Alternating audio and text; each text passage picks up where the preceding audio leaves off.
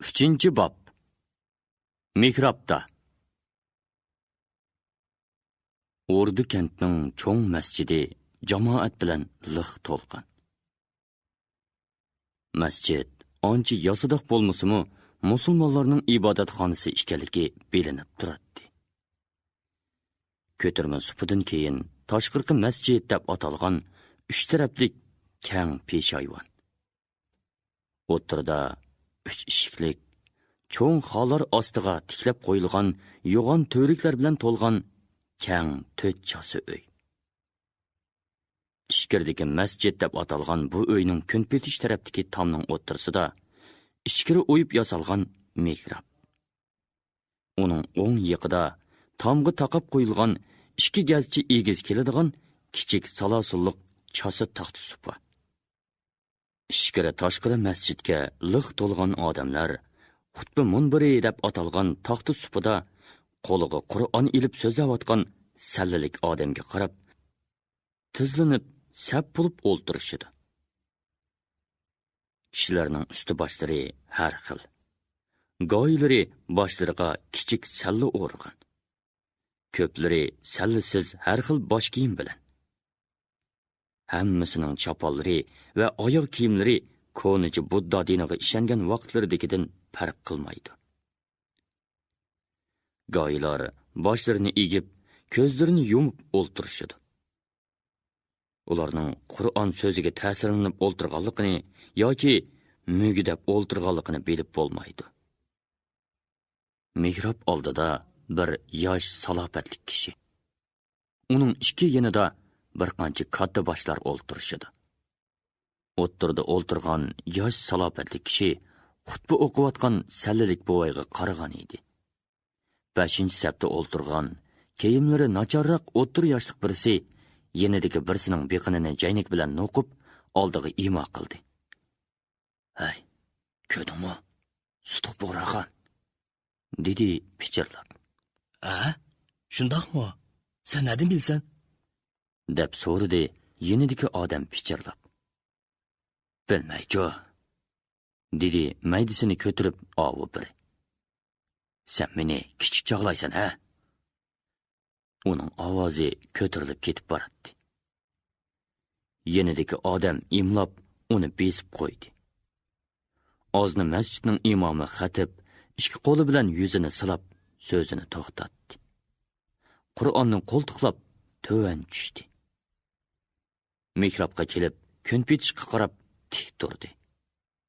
Kishilar go'ri qilib qo'pishdi va xatibga qarab tayyor turishdi. Xatib "Allohu akbar" deb qo'llarini kerib, bosh maltoqlarini qo'liqining uchiga takkizdi. Kishilarmi shunday qildi. Xatib Qur'ondan ozroq o'qib, ondan yana "Allohu akbar" deb yengishdi. Keyin tizlanib o'ltirib, yerga bosh qo'ydi. Jamoatmi shunday qildi. Bu harakat mushu xilda 2 qitim takrorlandi. Xatibga agishib, ko'pchilik Amin deb duo qilishdi va yuz soqollarini silab o'rinlaridan qo'zg'aldi. Oldingi safdagilar yo'l bo'shatgan edi, keyingi safdagilarmi chatlandi.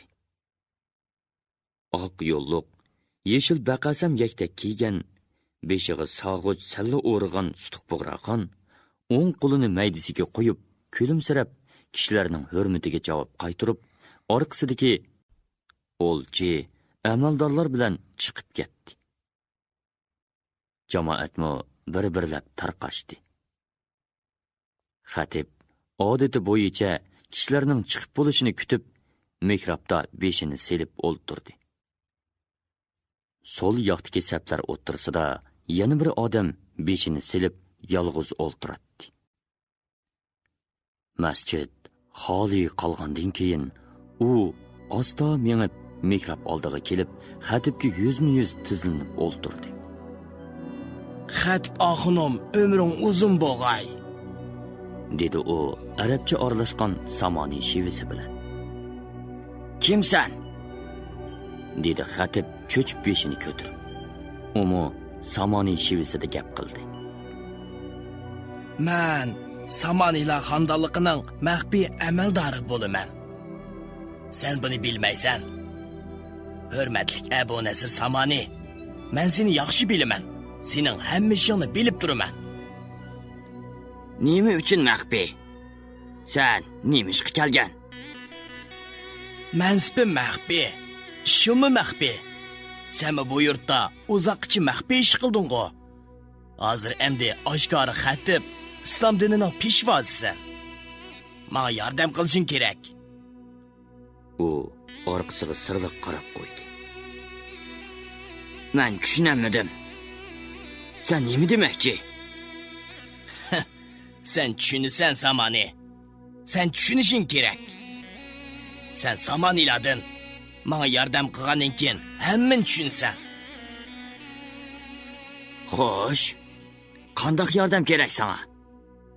Sutuq Bug'roxonni og'dirishga yordam qilishing kerak. Uni og'dirish nimaga kerak bo'lib qoldi? Bu bizning davlat maxfiyatimiz. Og'dirib nima qilmoqchi? O'z do'stlarimizni tiklaymiz. Ondan keyin Samanilar xonadonligiga qarshilik qiladigan bug'rolar haqam bo'la olmaydi. Bu makonlar bizga bo'ysunudi. Sening ajringmi zoyi ketmaydi. Yo'q. Men sana yordam qila olmayman. dedi Abu Nasr Samani o'rnidan qo'zg'alib qat'iy ohangda. Men islom dinini tarqitish muqaddas vazifasi bilan kelgan. Uni ado qilmoqdaman. Texi vazifam tugimidi. Sutuq Bug'roxon omon bo'lish kerak. Bildingmi? Sen o'z davlatingni unutmasliging kerak-da. Menga davlatmi kerak? Muhimi din kerak. Alloh yo'lida qurbon bo'lishga qasamyat qilganman. Sening ishing o'zingga. Mening ishimni o'zimga. Menga qarshilik qilma. Sutuq Bug'roxonga tagma. U Allohning sodiq bandasi. U birinchi bo'lib bu elda islom diniga kirgan va uni taratgan ulug' odam. Uningga takkichi bo'lma. Abu Nasr Samani o'rnidan turdi. Uning kayfiyatidan jiddiylik bilinib turadi. Sen bilan yana so'zlashimiz. Menga yordam qilishing kerak. Bu sening qo'lingdan keladi. dedi yoshirin odam xatibning joyilligiga ko'z yetgan bo'lsa-mu, niyatidan yonmay. Ammo sen bugungi suhbatimizni og'zingdan chiqirdigan bo'lsang, kallang ketadi. Bildingmi? Sening murtung shu sodiq bandangning o'z qo'li bilan beshingni oldiraman. Sen bu yoqlarda din tarqitish bahonasi bilan bekor yurmading-da. Ha? Buningdan qandoqdan olaysan, hurmatli Abu Nasr? U xatibga surlik qarab qo'yib, orqaga buraldi va bechora qiyofatga kirib toshqirg'i mangdi. Abu Nasr Samani o'rnidan qo'zg'almay o'ltirganicha qaytib qoldi. Ajab ish. Nima degan dahshatli odam bu? Meni qanchalik xavflik, ejinarliq ishga ishlatmoqchi u, ha? Yana menga tuhmat qilib, beshimga falokat keltirmoqchi. Yo'q. Qo'limni qonga tiqib, Allohning oldida yuzi qari bo'lmayman. Xudo yo'lida, din yo'lida qurbon bo'laman. Uning mengisi qalaymaqon bo'lib ketgan. Dahshatlik, chegish xiyollar uning beshini chirmab olgan edi. U qotirib qo'ygandek o'ltiradi. Abu Nasr Samani ilm talab qilib, yosh vaqtida Bag'dodga borgan. Bag'doddagi bir cho'ng madrasada o'qib, islom ta'limotlarini puxta egallagan edi. U shuningdan boshlab Alloh yo'lida qurbon bo'lishga bel bog'ladi. Mushu maqsad bilan u 20 yildan ortiqroq vaqt sarf qilib, islom dinining hamma ta'limotlarini atrofliq egalladi. Bag'dodda Qur'onni uningdek cho'nqur yechib beradigan odam kam uchraydigan bo'ldi. Muhammad payg'ambarning hadislarini va uning ma'nilarini puxta egalladi. Chahoriyorlarning hayoti, tashabbuslari bilan tanishdi va har qaysi yo'l mazhablarni puxta tadqiq qildi. Keyin bir mazgil o'zi o'qigan cho'ng madrasada mudarrislik qildi. U 45 yoshga kirgan bo'lsa-mu, texicha o'ylanmadi.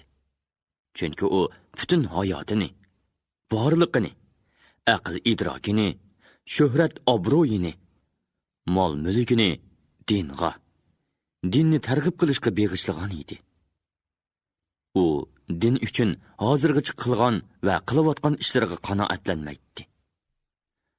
U Alloh yo'lida texmi ulug', texmi sharafli ishlarni qilishni orzu qiladi.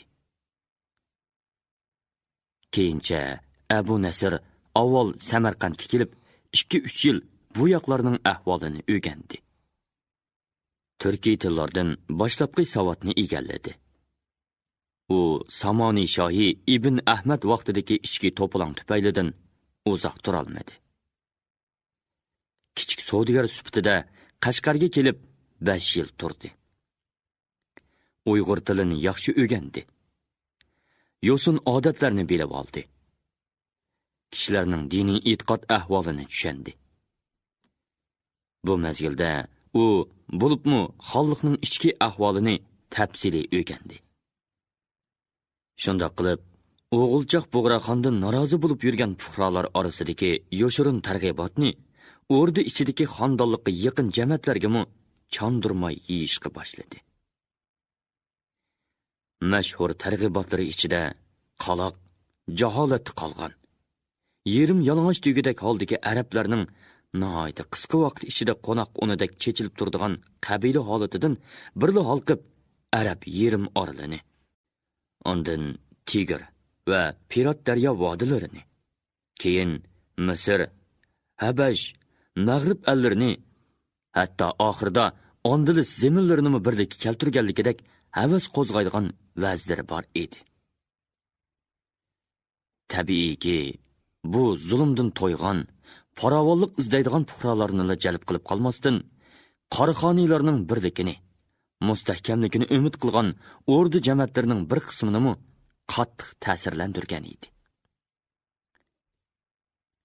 Ana shunday kishilarning ichida u ta'siri cho'ng, o'zimi ishonchlik bo'lgan Botir tog'i bilan do'st bo'ldi. Xalq varisi yosh sutuqning mijoz xulqi, idroki va qaysarligi uni qiziqtirdi. U obdan ishonchga ega bo'lgandan keyin qaytib kelib, o'zi boshliq bo'lib bir karvon tortib keldi. Ishni sutuqdan boshlash va uning qo'li bilan ishlashga qaror qilib, qo'l uzatdi. Abu Nasr Samoniy qimirlamay tik turadi.